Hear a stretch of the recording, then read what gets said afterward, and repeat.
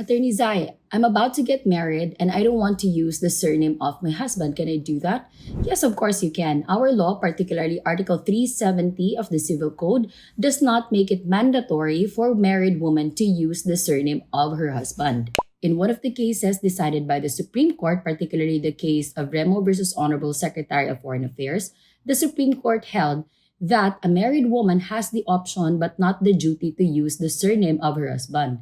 The rationale of the Supreme Court is because when a woman marries, she does not change her name but only her civil status. So a married woman actually has options. She can retain her maiden name. So if your name is Maria Santos, you can retain that name, or you can add your husband's surname. So if the surname of your husband is De La Cruz, your name will be, you can adapt Maria Santos de la Cruz. Now you may ask, attorney, what if I've used my husband's surname in my government IDs as well as my passport? Can I still change it and use my maiden name?